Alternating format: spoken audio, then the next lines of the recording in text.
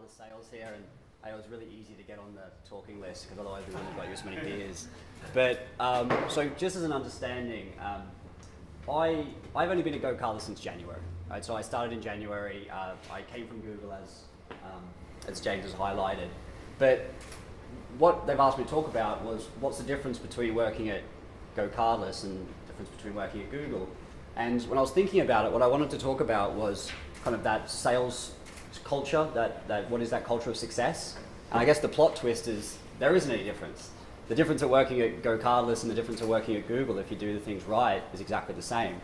I have a pretty simple mantra when it comes to kind of keep myself on track, and that's where are we, where should we be, and how are we going to get there?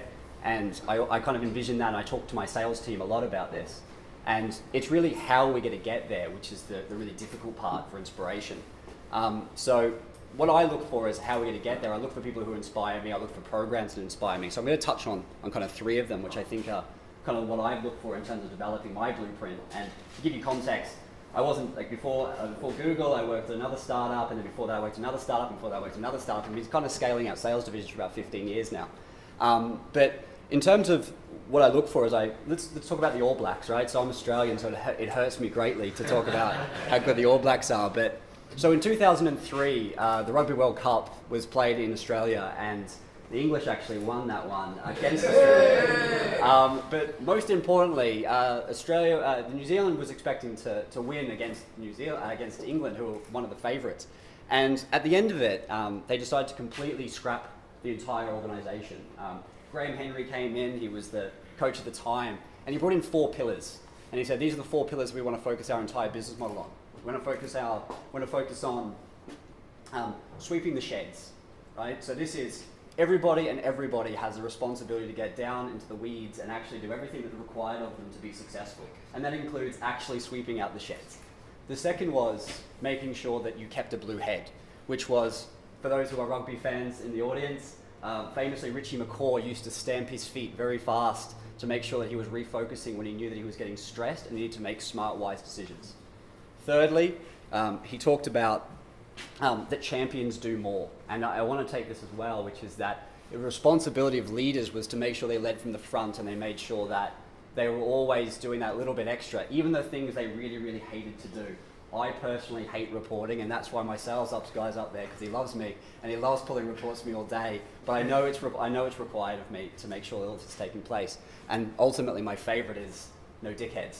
So he made sure that he was hiring, right? So if we think about what are those 4 things for the All Blacks, but then second of all, what's some other things? It's not just about rugby. So the second thing is La Masia, right? And Borja, who's my Spanish AE, loves the fact I can now pronounce it properly. But what they talked about was the philosophy, making sure that everything they did brought into an overarching philosophy for success. So in 1970, Johan Cruyff said, I want to build on the Total Football Academy in Ajax, I want to do it better. And I want to bring it here to Barcelona, and he was given the remit to do this. And what that meant was they went out and they scouted for 3 things: technique, vision, and speed. They knew that those 3 things were what was going to bring success. And what they then did is Johan Cruyff took that philosophy and he permeated it completely across everything that meant La Masia. He had scouts going and finding those 3 core functions at a very young age, where you couldn't necessarily know they were going to be successful, but he knew those 3 elements were going to lead to success. He had made sure the nutritionists were giving the right food to make sure that vision was at the top choice, and made sure the medical staff was making sure that speed was always there. So that's always important to me, like what is the philosophies, and can we actually everybody buy into it, and we have this overarching belief of this. But second of all, what I like most about it was their holistic development. So what a lot of people don't know about La Masia is not only is it the #1 football academy where 2010 famously 8 of the 11 people starting in the Champions League final actually were from La Masia, but actually 90% of people leave with a college degree. They make sure that everybody has actually got a full educational background, and famously they say, we don't produce footballers, we produce men, and we produce men who may not be footballers. And so they have to set them up for long-term success. So, thirdly, does anyone know Billy Beane? No? Yeah, a few people, right? So Moneyball.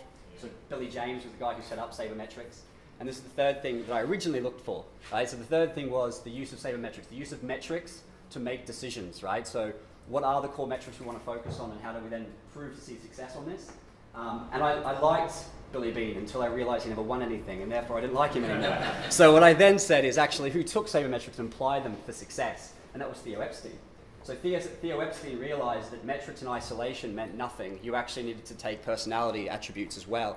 So he applied not only those core attributes of speed and batting averages and how fast, what actually are you creating, but he knew that at the Boston Red Sox, they hadn't won anything in nearly 90 years, and everybody wanted them to be successful quickly. So he instantly said, I need to bring people who have got the ability to handle pressure. So he brought them in. So he took that blueprint of core metrics that he knew were going to be successful. He applied that to psychological metrics that he knew were going to lead to long-term success. And he took the same thing to the Cubs, and they won it after 108 years. So we knew that this blueprint was successful. So to follow up, I think we're all sitting here going, cool, Marcus, that's great, but I don't run a sporting team. And I think that's fine. So how do I apply that to what I do? So just like the Red Sox, for me, data is king. First thing I do when I come into a new sales organization is I build out a blueprint for what are the key metrics we want to focus on, over what cadence do we need to look at them, and are we constantly iterating to see if they're actually making a difference. Just like the Boston Red Sox, I make sure I hire for a system. I know what this system looks like because I know what metrics are important, and I know what I need to be successful. So I know, do I need to have an enterprise salesperson? Do I need to have high velocity SMB salespeople? What does my market look like, and how do I be successful against that? I make sure that I'm imparting this vision of what does good look like consistently to the sales guys who have come in for those organizations, just like they do at La Masia, which is what is important to me today, what is important to me tomorrow, and how do I get there? But also I want to make sure that one of the core things I do is I always make sure that once I build out my blueprint for success, when I build out my blueprints for what does good look like, and once I make sure there's operating cadences in operation to be able to review consistently, I make sure we have a learning management system in place so that we can actually establish salespeople who are better the day they leave than the day they start. So that's just making sure that we're training for what they need. They're terrible at prospecting, Borgia. I train them on how to prospect. If they're not great at negotiation skills, let's teach them highly complex negotiation skills. We know they're working in the enterprise team. We know they're going to be dealing with C-level executives. Let's give them effective management. Let's give them effective meetings. Let's make sure they do good at public speaking. And what do we then learn from the All Blacks? I think this is my favorite one, which is at the All Blacks, what do we learn from them? That it's my responsibility as a leader of the team to stand up, do all the grunt work we're required, make sure that there is no one who doesn't want to do the little bits, make sure we're hiring for culture, and most importantly, if we don't, I shouldn't be surprised if I'm working with dickheads. So thanks very much, guys. Cheers.